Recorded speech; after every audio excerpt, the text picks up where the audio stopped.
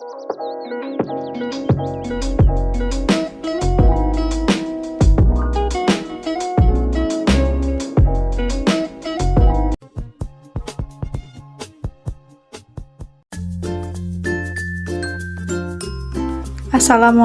warahmatullahi wabarakatuh. Di sini saya akan menjelaskan tentang siklus akuntansi. Siklus akuntansi merupakan serangkaian tahapan yang harus dilalui untuk merubah input berupa transaksi sehingga menghasilkan output berupa laporan keuangan.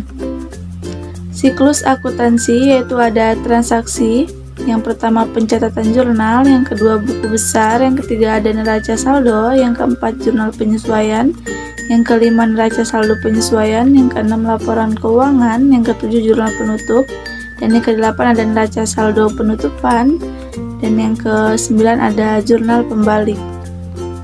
Siklus. Hal pertama yang harus dilakukan dalam siklus akuntansi adalah identifikasi atau analisa transaksi. Sistem pencatatannya biasa berbentuk double entry di mana setiap transaksi dicatat terhadap posisi keuangan debit dan kredit dalam jumlah yang sama. Setiap pencatatan transaksi minimal akan memengaruhi dua rekening pembukuan. Langkah kedua adalah mencatat pencatatan jurnal transaksi ke dalam jurnal sesuai dengan kategorinya. Kita mengenal adanya jurnal umum dan jurnal khusus. Jurnal umum dikenal dengan istilah jurnal saja, yaitu biasanya pencatatan transaksi dimasukkan ke dalam salah satu rekening yang didebit dan satu di kredit, sedangkan jurnal khusus dibuat untuk meningkatkan efisiensi pencatatan terhadap transaksi yang berulang. Perhatikan data perusahaan Bengkel Citra Abadi selama bulan Desember 2019 berikut.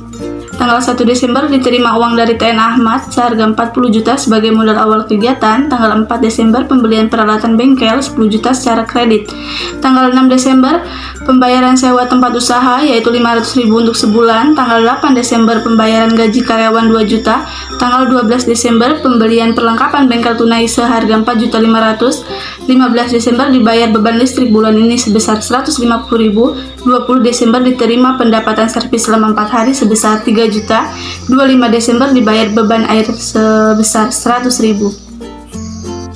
Tanggal 1 keterangannya yaitu kas di debit seharga 40 juta, lalu modal TN Ahmad di kredit 40 juta.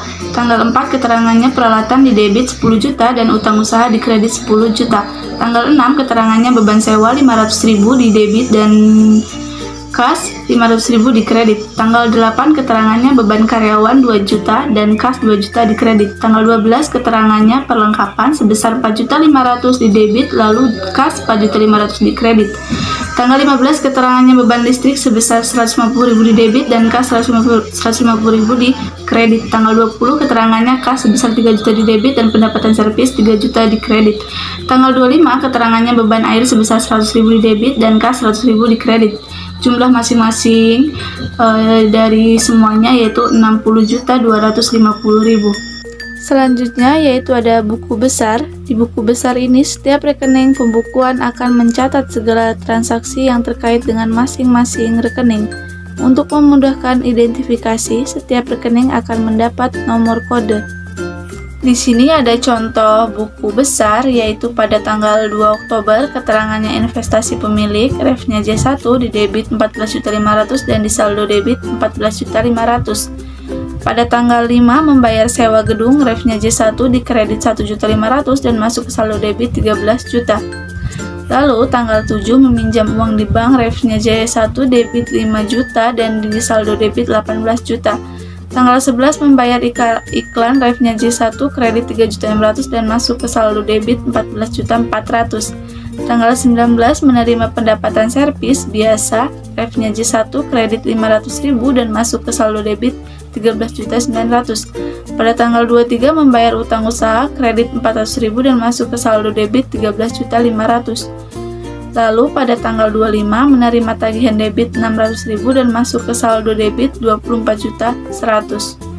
Tanggal 29 mengambil uang kas kredit 150.000 dan masuk ke saldo debit 13.950.000. Lalu ada neraca saldo penyesuaian. Setelah dipindah ke buku besar, maka Anda bisa membuat neraca saldo setelah penyesuaian.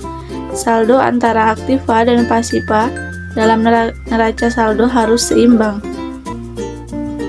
Contoh neraca saldo di perusahaan Abadi Jaya, kas di debit 1.405.000, piutang dagang di debit 500.000, perlengkapan kantor 280.000 di debit, utang dagang di kredit sebesar 5 juta, lalu penjualan di kredit 8 juta, ada retur penjualan dan pengurangan harga di debit 250.000, pembelian 8 juta di kredit, ada retur pembelian dan pengurangan harga di kredit sebesar 300.000, potongan pembelian di kredit 135.000, ada beban iklan 500.000 di debit, ada beban listrik 750.000 di debit, gaji pegawai 1.750.000 di debit.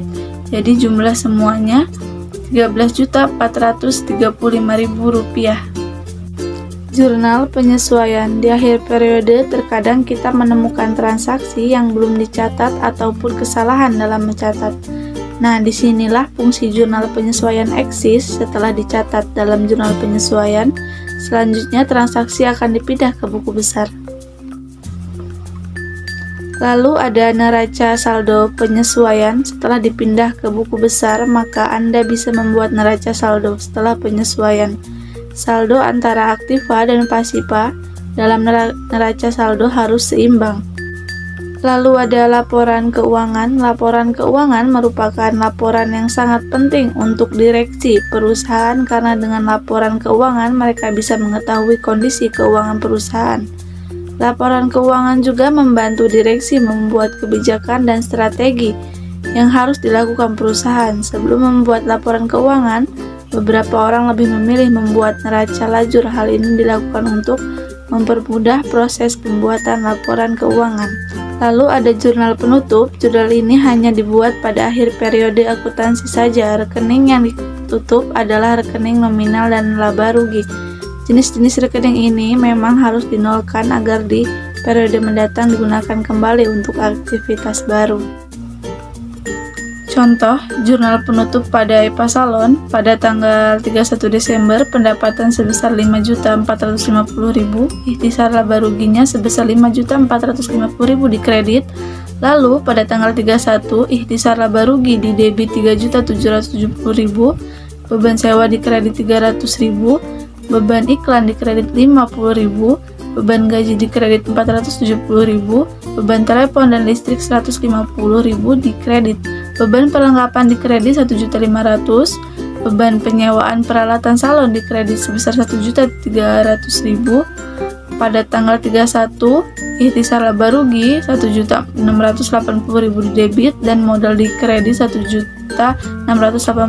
Pada tanggal 31 modal 200.000 di debit dan FRIF di kredit sebesar 200.000. Jadi jumlah semuanya yaitu 11.100.000 rupiah. Selanjutnya yaitu ada neraca saldo penutupan. Setelah membuat jurnal penutup, maka selanjutnya adalah membuat neraca akhir atau awal. Isi dari neraca ini adalah daftar saldo rekening di buku besar, jadi isinya hanya akun-akun permanen. Tujuan pembuatan neraca ini untuk memperoleh keyakinan bahwa saldo memang sudah benar dan seimbang. Contoh neraca saldo penutupan pada PT Sukses Kemilau, kode akun 111, nama akun kas 20 juta di debit, kode akun 112, piutang usaha 7 juta di debit.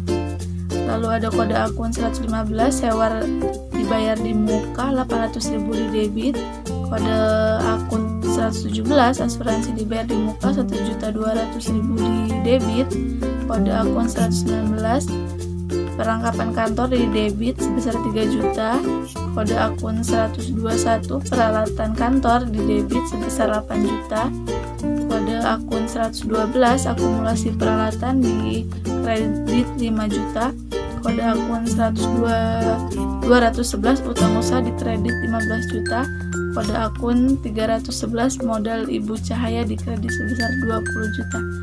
Jadi jumlah semuanya 40 juta. Dan yang terakhir ada jurnal pembalik. Jurnal pembalik dibuat untuk menyederhanakan prosedur pencatatan transaksi tertentu yang terjadi secara berulang pada periode berikutnya. Biasanya jurnal membalik ini dibuat di awal periode berikutnya. Dalam jurnal ini, acuannya adalah jurnal penyesuaian, di mana setiap transaksi di jurnal penyesuaian akan dibalik. Misal, transaksi yang awalnya kredit di jurnal penyesuaian, maka akan menjadi debit di jurnal pembalik.